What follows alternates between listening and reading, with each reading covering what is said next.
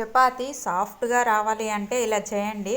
ముందుగా పిండి ఇలా జల్లించుకొని తగినంత సాల్ట్ వేసుకొని కొంచెం కొంచెం వాటర్ వేసుకుంటే ఇలా పిసకాలండి. మొత్తము పిండిని కొంచెం కొంచెం వేసుకోవాలండి.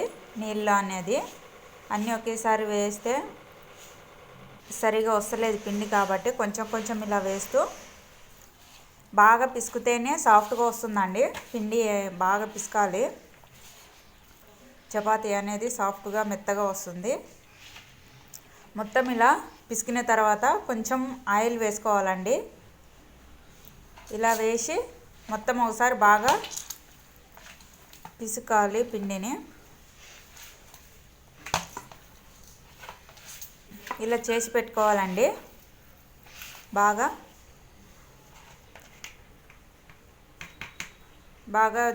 పిండి బాగా పిసికి ఇలా చేసి ఒట్టి పిండి పక్కన పెట్టుకొని ఇలా రౌండ్గా చేసి పెట్టుకొని ఇలా తిక్కాలండి.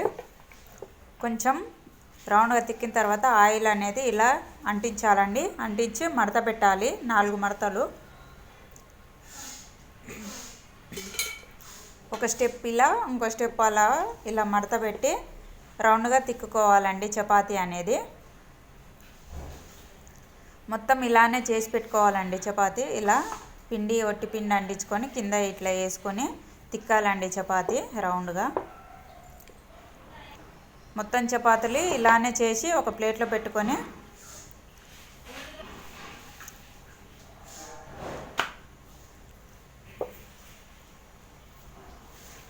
చూడండి. ఇప్పుడు మొత్తం ఇలా చేసి పెట్టుకున్నాము. ఇప్పుడు పెనం హీట్ అయ్యాక చపాతీ వేసుకోవాలండి. ఇలా వేసిన వెంబడనే కొంచెం ఆయిల్ వేసుకోవాలండి. కొంచెం పడక ఎక్కువ వేయకూడదండి. వెంబడనే ఇలా తిప్పేయాలి చపాతీని. మళ్ళీ పైన కొంచెము ఆయిల్ వేసుకోవాలండి. ఊకే కొంచెం ఇట్లా కారుతూ ఉంటుంది కదా, ఆయిల్ వేసుకుంటే సరిపోతుంది. స్పూన్కి ఇట్లా కారేటువంటి ఆయిల్ని ఎక్కువ వేసుకోకూడదు. చూడండి ఇలా పొంగుతాయి చపాతీలు అనేది. ఎందుకంటే మడిచి తిక్కింటాం కాబట్టి పొంగుతాయి చపాతీలు అనేది. ఒక 10 నిమిషాలు 15 నిమిషాలు నానబెట్టిన తర్వాత అలాగే ఇడిస్తే ఇంకా బాగా అవుతాయండి చపాతీలు. ఎంబన్నే తిక్కితే కూడా చపాతీ ఎంబన్నే తడిపిన తర్వాత తిక్కుకుంటే బాగా పిసుకుతేనే చపాతీ బాగా వస్తుందండి. చూడండి చపాతీ బాగా పొంగుతున్నాయి చపాతీలు అనేది. మొత్తం ఇలానే కాల్చుకోవాలండి. ఎందుకంటే చపాతీ వేసిన ఎంబన్నే ఆయిల్ వేసుకోవాలండి. పైన కొంచెము వేసి ఇలా ఎంబన్నే తిప్పేసుకోవాలి చపాతీని. వేసుకున్న తర్వాత పైన కూడా ఆయిల్ వేసుకోవాలి.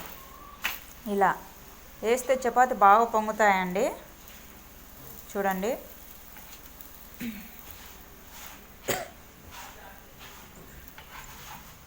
మొత్తం చపాతీలు ఇలానే చేయాలండి. చాలా బాగుంటుందండి. ఏవైనా కర్రీస్లోకి కానీ సాఫ్ట్గా ఉంటాయి.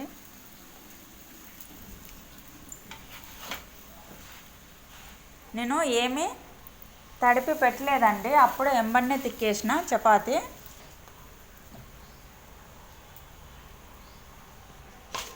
చూడండి బాగా కాలుతున్నాయి చపాతీలు అనేవి. మెత్తగా ఉంటాయండి చపాతీలు బాగా. మొత్తం ఇలా కాల్చుకోవాలండి.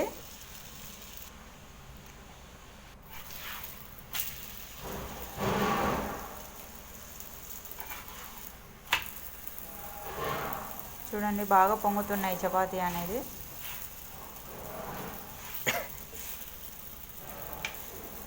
మీరు కూడా ఒకసారి ట్రై చేయండి. ఇలా నచ్చితే లైక్ చేయండి. సబ్స్క్రైబ్ చేసుకోని వాళ్ళు ఉంటే సబ్స్క్రైబ్ చేసుకోండి.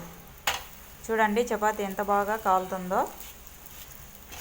పొంగుతాయండి బాగా చపాతీలు. ఇంకా నేను తొందరగా ఇది చేసినా కానీ బాగా పిసకాలండి పిండిని అనేది.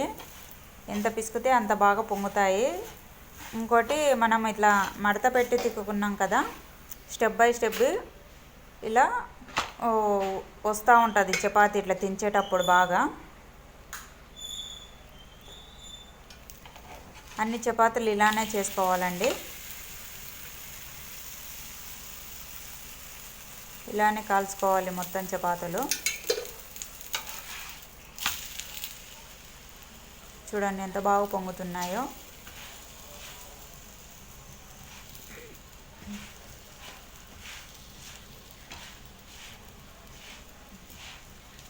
ఇలా ఒక హాట్ బాక్స్లో వేసుకుంటే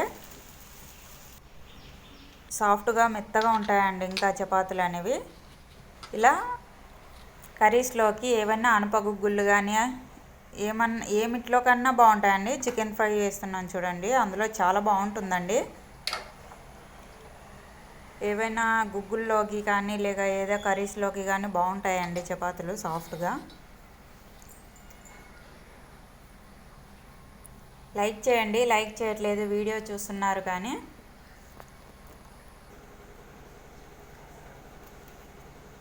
చూడండి ఇలా తెంచితే వచ్చేస్తుంది chapati soft. Step by step ఉంది చూడండి చపాతీ కూడా లోపట బాగా. చాలా బాగుంటాయండి చపాతీలు ఇలా చేస్తే.